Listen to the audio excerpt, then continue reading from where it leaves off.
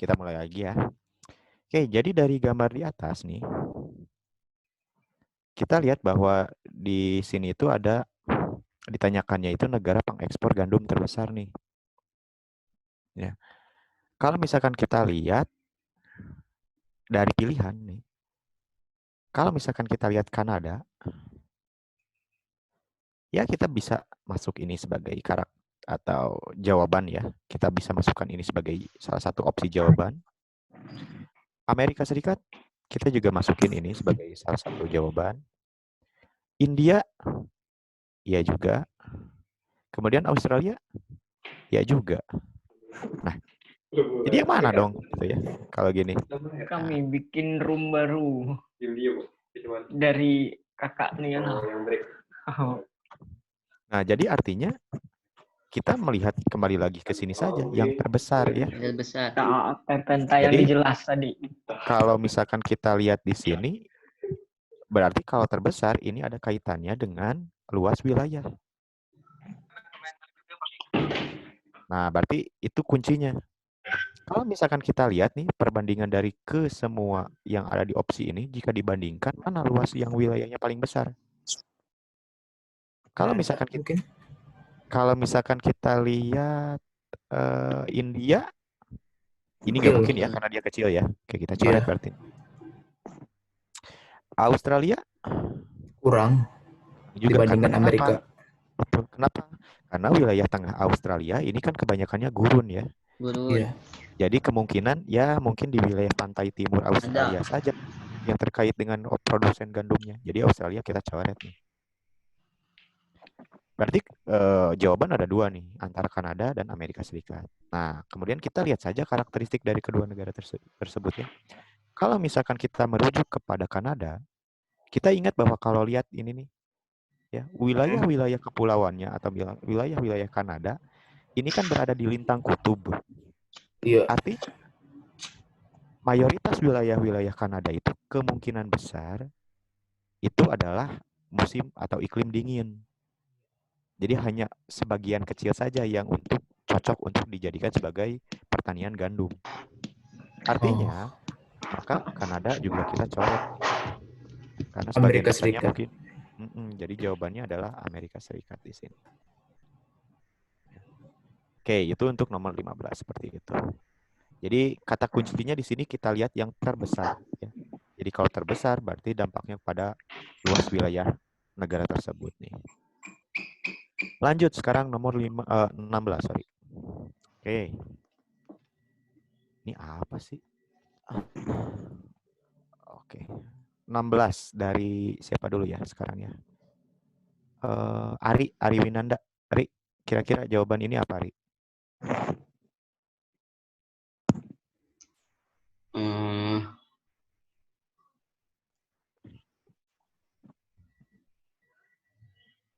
Bentar nggak?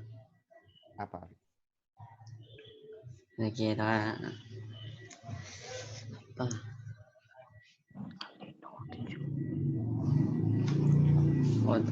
Cepat web, komputer.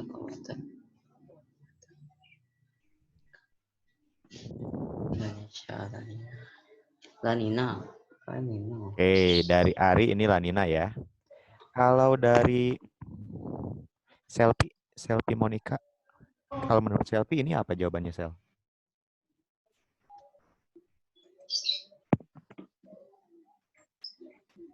Oke, Selfie belum ada jawaban. Dari Arnanda Putri, Nanda.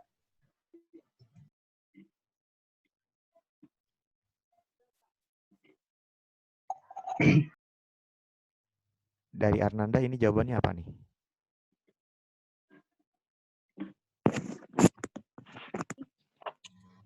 El Nino. El Nino ya, kalau Arnanda El Nino. Oke. Kita bahas bareng-bareng. Jadi sebetulnya untuk nomor 16 ini adalah terkait dengan anomali cuaca ya. Kakak mau stop share dulu ya. Bentar ya. Mau share yang bagian lain ya. Oke, yang ini nih. Nah, ya. Kalau misalkan kita lihat nih di sini. Jadi ini itu adalah sebuah anomali cuaca ya. Anomali anomali. Yang namanya anomali berarti ketidaknormalan. Ya, anomali cuaca. Ketidaknormalan. Kenapa tidak normal? Nah, oke, di sini kita lihat. Jadi, di suatu kondisi pada gambar tersebut ada aliran angin atau ada tiupan angin yang bergerak dari barat Pasifik, ya, karena kan ini Samudra Pasifik, ya. Nah, ini adalah kebetulan wilayah barat nih, ya. Ini barat Pasifik. Kemudian berarti wilayah Amerika dan Selatan Amerika ini berarti masuknya Timur Pasifik. Ya. Timur Pasifik. Nah, pada kondisi anomali cuaca di gambar ini dilihat bahwa ternyata ada, kalau misalkan kakak boleh gambar, harusnya sih yang ini dulu ya. Kakak gambarnya mulai dari awal saja dulu. Takut kalian tidak mengerti. Oke. Kalau ini misal saja ya. Misalkan ini Amerika lah berarti ya. Nah, Indonesia itu kan berarti ada di sini nih. Misalkan ini pantai Papuanya lah ya, misalkan. Nah, Papuanya gitu. Ini ada Australia nih di sini nih, misalkan. Ya. Nah, berarti di sini adalah Samudra Pasifik nih. Ya. Nah, ada suatu anomali katanya, di mana terjadi konsentrasi pemanasan air laut di pantai timur Pasifik. Jadi suhu laut di pantai timur Pasifik, artinya di sini, itu tinggi suhunya. Ya. Suhu di sini tinggi dibandingkan dengan suhu laut di Pasifik bagian barat. Kalau di Pasifik bagian barat, di sini lautnya relatif lebih dingin. Ini perbandingannya dengan Pasifik bagian timur ya. Jadi di sini lautnya lebih dingin nih. Nah, Fajar masih ingat nggak hubungan antara suhu udara dengan tekanan udara seperti apa, Fajar?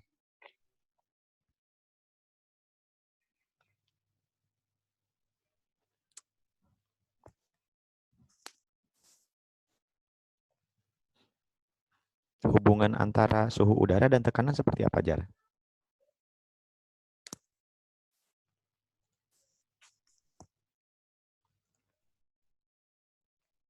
Halo, Jar? Udah nggak jelas nih suaranya. Heru deh. Heru, kalau hubungan antara suhu udara dan tekanan seperti apa nih? Kalau itu udara itu bergerak dari tekanan yang tinggi ke tekanan yang rendah. Oke. Tapi kalau dengan suhu, kan di sini Kalau ada suhu, suhu itu kan temperatur dengan tekanan. Hubungannya seperti apa sih? kalau suhu tinggi tekanannya rendah. Oke, sip. Ya, tekanan rendah. Oke, Kalau berarti gini suhu ya. rendah tekanannya tinggi. Sip. Berarti ada hukum seperti ini ya. Suhu tinggi tekanan rendah, suhu rendah tekanan Tinggi. tinggi ya. Oke, ini hukum nih. Harus di luar kepala ya. Sip. Terima kasih, Heru. Oke, jadi artinya kalau misalkan kita lihat Pasifik bagian barat, ini Pasifik Barat PB. Ini Pasifik Timur kita PT ya. Artinya kalau Pasifik Barat tekanannya tinggi atau rendah? Kalau misalkan kita lihat kondisi di sini, berarti di sini tekanannya tekanan tinggi. Ya. Tekanannya tinggi. Kakak kasih lambang tekanan itu bulat, ya ada tanda bulat nih ditandain. Nah di sini tinggi nih tekanannya. Sedangkan di Pasifik Timur, karena di sini suhu tinggi, maka tekanan menjadi rendah. Sebaliknya. Nah seperti ini. Tadi sebetulnya Heru udah ngejawab sih pas awal kalimatnya ya. Angin itu adalah udara yang bergerak dari tekanan tinggi ke tekanan rendah. Artinya berarti ada aliran angin nih dari Pasifik bagian barat ke Pasifik bagian timur. Ke sini angin itu. Nah, berhubung ini adalah wilayah khatulistiwa, berhubungnya adalah wilayah khatulistiwa, maka di sini massa udara hangat, ya. Massa udaranya itu hangat. Karena dia berasal dari khatulistiwa, hangat. Artinya, massa udara hangat yang dari Pasifik Barat itu kemudian bergerak menuju timur. Kita tahu bahwa udara hangat itu pasti mengandung uap air yang banyak, ya, H2O yang banyak, karena hasil daripada evaporasi. Artinya semua potensi-potensi awan untuk terjadinya hujan, semuanya ngumpul di sini. Di Amerika bagian atau Pasifik Timur. Ya. Semuanya itu berkumpul di sini. Artinya, berarti di wilayah Pasifik bagian timur, ini berpotensi turun hujan lebat. Ya. Hujan lebat seperti ini. Nah, kondisi seperti ini menjadikan wilayah Amerika Selatan, khususnya yang berada di Pasifik Timur, ini mengalami banjir atau curah hujan yang berlebih. Ya, di sini itu curah hujan atau CH berlebih. Sebaliknya, bagaimana yang terjadi pada kondisi di wilayah Pasifik Barat, khususnya Indonesia? Sebaliknya, karena semua awan artinya sebagian besar massa udara hangat bergerak ke timur, artinya di sini menjadi sedikit nih massa udara hangatnya. Terjadilah kebalikan daripada yang ada di Pasifik Timur. Di wilayah Indonesia, kemudian Australia, ya, di sini mengalami yang namanya kekeringan. Nah, kondisi inilah yang kita kenal dengan istilahnya itu adalah El Nino. Ya, El Nino. Jadi, El Nino adalah sebuah anomali cuaca, ya. El Nino itu adalah sebuah anomali cuaca yang menjadikan di mana pantai Amerika bagian selatan, khususnya yang berada di Samudra Pasifik bagian timur, memiliki atau mengalami curah hujan yang sangat berlebih. Sedangkan wilayah-wilayah yang ada di Samudra Pasifik bagian barat itu mengalami kekeringan. Kenapa? Karena ada pergerakan massa udara hangat dari Pasifik Barat menuju Pasifik Timur. Itu konsepnya seperti itu sebetulnya untuk El Nino. Nah, kebalikan dari El Nino, jadi El Nino itu menyebabkan Indonesia kekeringan, Amerika Selatan banjir. Kebalikan dari El Nino kita kenal dengan istilah La Nina.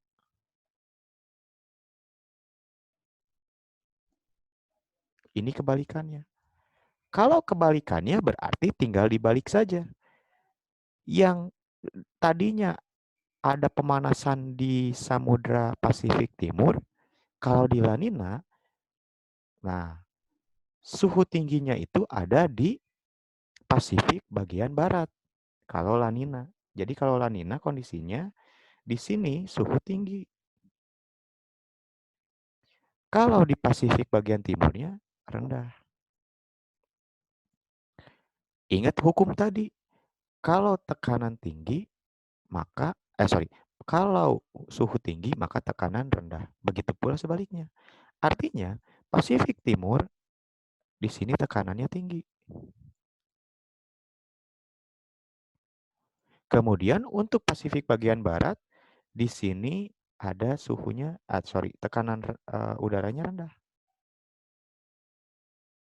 Nah, seperti tadi hukum berarti kata Heru bahwa angin itu adalah udara yang bergerak dari tekanan tinggi ke tekanan rendah.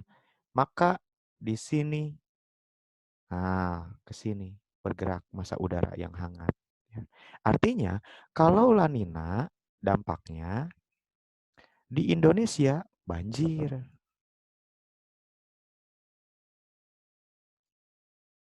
Atau curah hujan berlebih. Ya. CH plus berlebih. Kalau di Amerika Selatan kekeringan. Jadi kebalikan daripada si El Nino. Seperti itu sebetulnya ya. Oke, dari sini dulu kira-kira ada yang mau Nggak mau ditanyakan? nanya, Silakan Heru. apa kaitan peristiwa El Nino dan La Nina ini dengan angin muson barat maupun timur? Wih, keren banget nih. Sip ya. Jadi kaitannya sebetulnya kecil sih. Kaitannya kecil. Kenapa? Karena kalau El Nino dan La Nina, dia lebih dipengaruhi oleh apa yang kita kenal dengan sirkulasi Walker. Sirkulasi Walker ya. Sirkulasi Walker. Jadi sirkulasi Walker itu adalah sebuah aliran udara yang bergerak dari barat menuju timur. Gerakannya. Itu kita namakan dengan sirkulasi Walker. Nah, El Nino dan La Nina lebih dipengaruhi oleh sirkulasi Walker ketimbang daripada angin muson yang tadi ditanyakan oleh Heru. Kalau angin muson itu lebih ke arah, nah dampaknya itu lebih ke arah pergantian musim saja. Ya. Jadi untuk terkait apakah itu ada kaitannya dengan El Nino, mungkin kecil sekali hingga mungkin tidak ada. Ya, seperti itu Heru jawabannya ya. Bisa dipahami Her? Oke Kak, kasih. Ya, sama-sama. Yang lain ada yang mau ditanyakan?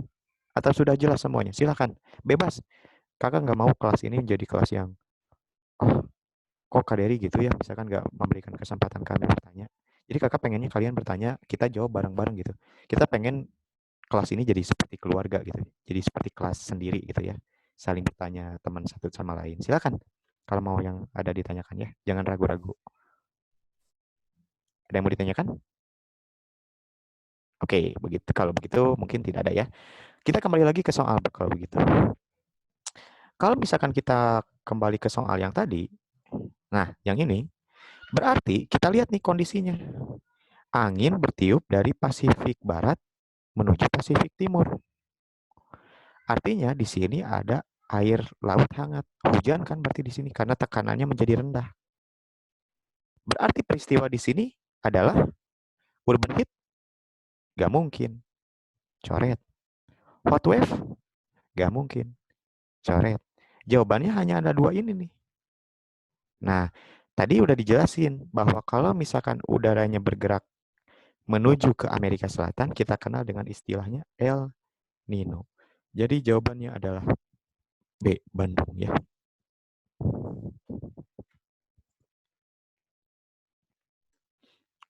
Oke, kemudian kita lanjut ke soal nomor 17. Oke. Nomor 17 kakak minta dari siapa ya? Ardi Wijaya.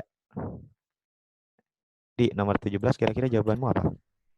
Menurut saya sih, kalau dari bentukannya meteorit mungkin. Dampak dari Oke. meteorit. Oke. Kita lihat di sini ya. Kenampakan yang memusat ya. Jadi artinya sirkuler ya, membundar pada foto di samping. Nah, ini adalah terbentuk karena apa? Satu, katanya. Apakah dia merupakan erosi daripada daik? Nanti kakak akan jelaskan apa itu daik, apa itu yang lainnya. Kemudian apakah yang kedua adalah terkait dengan tumbukan meteor atau meteorit ya. Ketiga adalah erupsi gunung api. Dan yang keempat adalah pengangkatan dari bukit yang cembung ya. Konkav, konklav. Konkav berarti cekung ya. Pengangkatan dari bukit yang cekung. Oke, kita simpan dulu. Ini opsi. Kakak akan masuk ke Jamboard. Bentar ya. Jamboard. Soalnya enak pakai ini nih, Jamboard kalau ngejelasinnya. Oke, bentar ya. Oke. Oke. Sip. Oke, kakak mau share Jamboard sekarang. Oke. Nah. Oke. Tadi yang awal kita kenal dengan istilah daik ya. ada daik. DYKE. Jadi daik itu adalah sebuah kenampakan. Jadi kalau misalkan kita gambar nih, misalkan dulunya itu ini itu adalah gunung api nih. Atau jangan gini dulu deh. Nah, ini adalah gunung api nih. Misalkan. Di dalam berarti ada dapur magma kan ya. Atau kita kenal dengan istilahnya dapur magma itu dalam geologi disebut dengan batolit ya. Batolit. Itu dapur magma. Nah, kita kenal bahwa di dalam bumi atau di dalam lapisan bumi, ternyata batuan itu berlapis-lapis. Makanya kita kenal dengan istilah lapisan batuan. Ya. Jadi lapisan batuan. Seperti ini ya. Nah, di dalam tanah di mana hukum menurut lapisan batuan atau hukum perlapisan batuan, kalau misalkan tidak ada gangguan seperti ini, maka lapisan yang paling tua itu adalah lapisan yang ada di bawah. Seperti kalau misalkan kita ya bikin kue lapis gitu ya, ibu kalian bikin kue lapis, berarti yang pertama kali dibikin kan bagian bawahnya dulu kan. Ketika misalkan sudah kering, ditambahin lagi. Artinya yang paling muda itu pasti paling atas. Yang paling tua itu ada di bawah. Nah, pada kondisi di wilayah yang berkembang gunung api seperti ini, mungkin saja ada sebuah magma yang menerobos.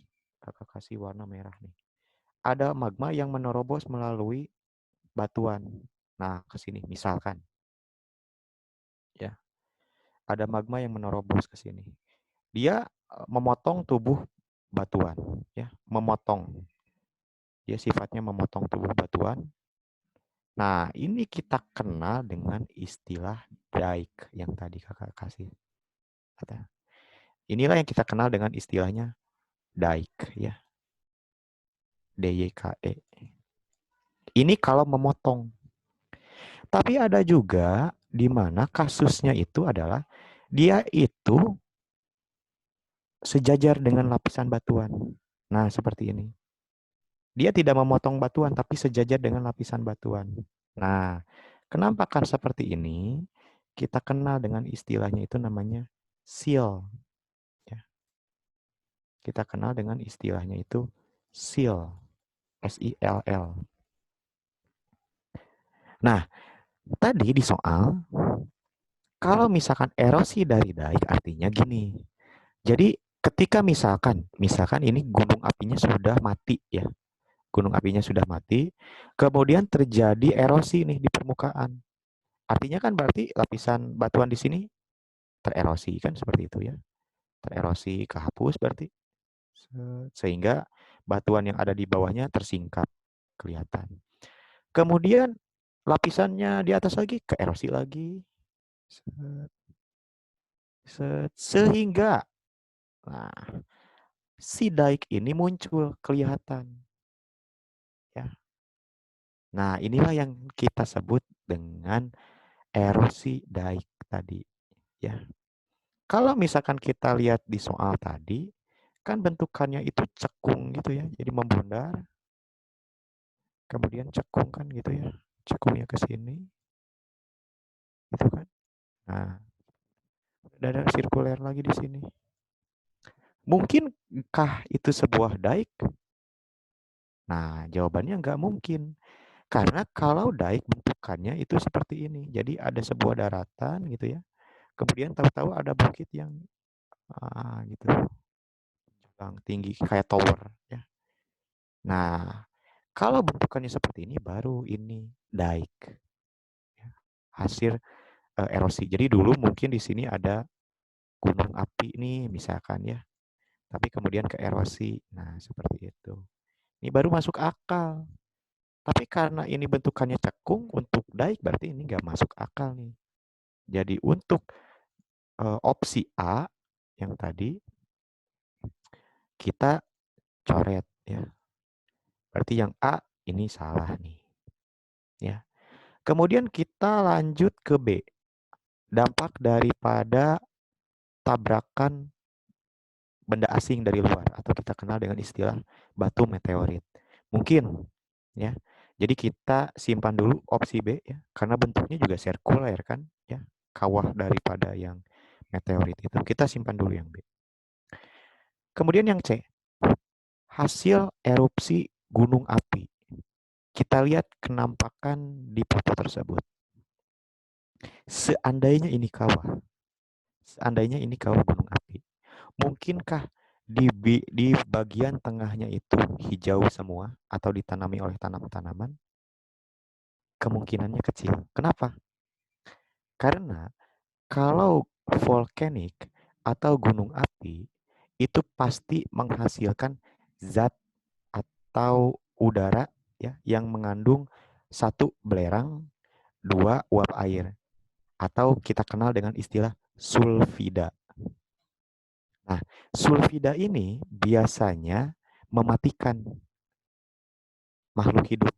Bahkan untuk sebagian wilayah yang ada di Dieng, contohnya ya, yang ada di Pulau Jawa, itu ada dataran tinggi Dieng, di sana itu ada kawah yang mengeluarkan sulfida. Silahkan cek, kalian bisa googling ya, berapa korban jiwa yang karena menghirup sulfida tersebut meninggal. Artinya dia sulit untuk dijadikan sebagai tempat bernaung gitu ya. Makhluk hidup itu susah untuk hidup di sana. Artinya kalau volcanic eruption di sini nggak mungkin nih. Kenapa? Kita lihat gambarnya ini hijau kok. Kalau hijau berarti di sini banyak tumbuhan dong. Berlawanan dengan yang sulfida tadi kalau volcanic. Jadi yang C kita coret. Nggak mungkin. Ya. Kemudian untuk yang opsi D, pengangkatan untuk sebuah bukit yang berbentuk cekung. Jadi ibaratnya ada bukit berbentuk cekung kemudian terangkat naik gitu ya, membentuk kawah seperti ini. Mungkinkah itu terjadi? Nampaknya sulit untuk diterima oleh akal sehat gitu ya. Jadi jawaban yang paling memungkinkan untuk nomor 17 ini adalah betul tadi kata Ferdi ya. Ferdi lagi. Oleh teman kita ya, bahwa ini adalah karena impact atau tubrukan meteorit ya. Jadi jawabannya adalah B. Oke. Silakan ada yang mau menyanggah atau misalkan bertanya di tengah-tengah, silakan Kakak bebas ya. Ini untuk nomor 17. Kemudian kita masuk ke nomor 18. Nah, sekarang masuk ke nomor 18, Kakak minta Kak, ya, mau nanya kenapa? Kak, Oh, boleh. Kenapa? yang tentang nomor 17. Oke, boleh. Kalau bedanya batolit sama stok selain dari ukuran apa ya Kak? Kalau stok dan batolit sebetulnya Selain hanya dari ukuran gitu. dilihatnya dari ukuran saja sih. Soalnya kalau misalkan kita lihat dari batuan, mereka sama-sama batuan intrusi yang ada di dalam bumi. Dan kalau misalkan kita lihat dari struktur kimiawinya, dari batuan tersebut ya sama. Batuan dalam semua kan. Kalau batuan dalam semua kan berarti isinya itu piroksen, kemudian amphibol, yang kayak gitu. Mineral-mineralnya. Jadi sama kalau misalkan dari batuannya. Hanya dari apa tadi ukurannya saja sih. Sampai saat ini ya, sampai saat ini yang Kakak ketahui. Seperti itu, Vidi. Makasih Kak. Ya, tadi ada yang mau bertanya lagi siapa? Yang angkat tangan. Zainuddin ya? Gimana Zai? Mau nanya apa? Oh, nggak jadi. Nggak jadi kayaknya. Oke, kita lanjut lagi ya. Nah, kayak gitu ya. Kalau misalkan ada pertanyaan kayak Vidi tadi, langsung aja ya dari teman-teman. Kemudian nomor 18 nih. Oke, nomor 18 Kakak minta dari Asti Nur. Asti, bisa dengar suara Kakak Asti? Iya, Kak. Oke, Asti untuk nomor 18 jawaban Asti apa?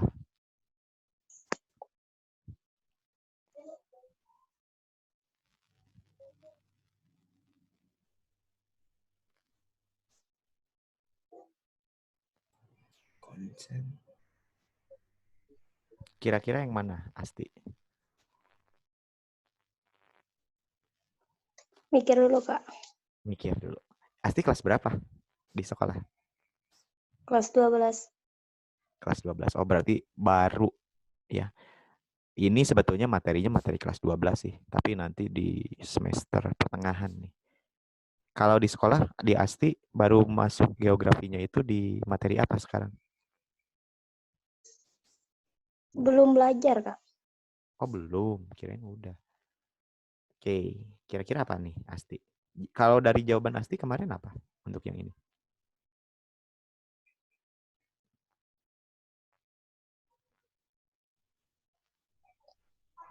C deh, Kak. Oke, dari ASTI C ya. Kemudian dari teman yang lain seperti Sadam. Sadam, kalau dari Sadam apa nih jawabannya, Dam?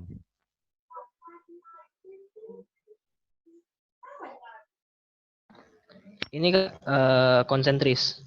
Oke, konsentris oleh Burgess. Burgess, ya. Oke. Sadam kelas berapa sekarang, Dam? Kelas 12. Udah sekolah? Udah mulai? Masih online sih, Kak. Masih online. Materi geografi udah sampai mana di sekolah, Dam? Materi geo terakhir baru sampai titik henti gitu-gitu, Kak. Oh, sip ya. Ngitung titik henti sama gravitasi. Oh, menarik ya. Udah sampai sana berarti. Oke, kita ke nomor 18 dulu ya. Oke, di sini ada pola keruangan ya. Jadi kakak stop dulu ya share-nya, mau masuk ke Jamboard lagi ya. Jadi sebetulnya untuk terkait dengan teori perkembangan kota, kemudian teori-teori keruangan kota, itu erat kaitannya dengan sebetulnya ekonomi, ya, aktivitas-aktivitas manusia yang ada di kota. Jadi kalau misalkan kita istilahkan gitu ya, kita masuk ke geografi kota sih sebetulnya ya, menyinggung ini tuh. Jadi ada yang kita kenal dengan istilah city. Ya. Ada istilah city, ada istilah urban. Nah, urban.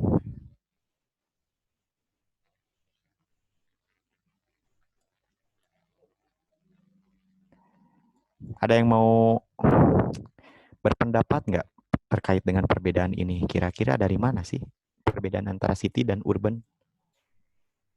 Silahkan. Kalau yang mau berpendapat, bebas. Ada city, ada urban. Apa sih perbedaannya? Dari Vidi mungkin? Vidi?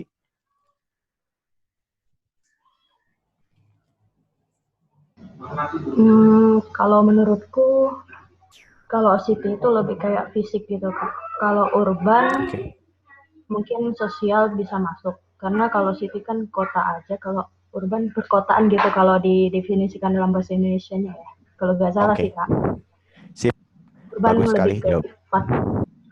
sosial. Oke. Sip. Bagus sekali ya, Vidi ya. Sebetulnya itu udah nyerempet jawaban sih sebetulnya. Jadi betul. Untuk city, dia lebih ke arah fisik. Tapi kalau misalkan kita lihat urban, dia lebih ke arah fungsi. Fungsi kawasan ya. Serupa tapi tak sama. Jadi kalau misalkan kita lihatnya sebagai suatu kawasan, maka kita kenalnya dengan istilah urban. Tapi kalau misalkan kita lihatnya secara fisik tertentu misalkan ya, kita kenalnya dengan city. Nah, sebetulnya ada nih. Ini kakak waktu kuliah ya. Jadi dikenalkan dengan sebetulnya untuk melihat karakteristik kota itu apa, ya dilihat aja dari huruf-huruf pembentuk dari kata city itu apa katanya. Kalau kita lihat sekarang kan berarti ada C, ada I, ada T, ada Y ya. Kalau misalkan C, ini katanya merujuk menurut dosen kakak ya. Beliau baru meninggal beberapa tahun yang lalu, guru besar di ITB.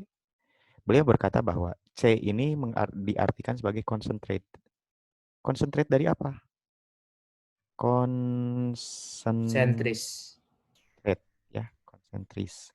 Artinya pemusatan. Pemusatan dari apa? Dari penduduk. Dari people. Jadi kalau misalkan kita lihat kota itu pasti padat. Kenapa? Karena semua ibaratnya tuh daya tariknya ada di wilayah itu. Ya, makanya menjadi konsentrasi daripada massa atau penduduk. Itu yang pertama, C ya. Concentrate people. Yang kedua adalah I.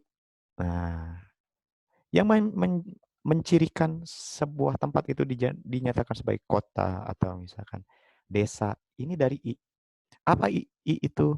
Dari kata infrastruktur. Ya, itu huruf yang kedua, infrastructure. Jadi dari infrastruktur ini kelihatan nih pembeda antara wilayah kota dengan wilayah desa atau perdesaan. Nah, itu kelihatan tuh di sini ya. Infrastruktur. Lengkap kalau di kota. Kemudian yang T, nah kira-kira apa nih yang T? Ada yang tahu nggak? Teknologi mungkin. Teknologi bisa mungkin ya. Apalagi kira-kira selain teknologi?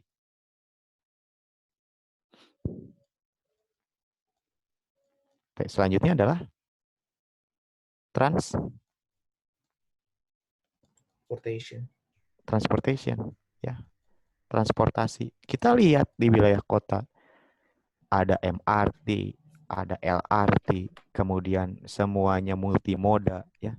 Tidak hanya satu moda. Moda itu artinya satu angkutan ya. Kalau misalkan kita di wilayah perdesaan paling angkutannya itu adalah delman, kemudian ojek, paling seperti itu transportasinya. Tapi kalau misalkan kita lihat kota, ada kereta api, kemudian ada monorel, ada LRT, ada MRT misalkan. Semuanya terhubung antara satu hub dengan hub yang lain. Nah, itu adalah salah satu penciri daripada kota. Jadi kita lihatnya secara fisik gitu ya. Nah, dan Y yang terakhir itu adalah, ada yang tahu nggak Y-nya? Apa? Yuk. Apa? Apa tadi? Yuk. Yang ternyata ya. Jadi kota itu selalu muda. Ya. Selalu muda.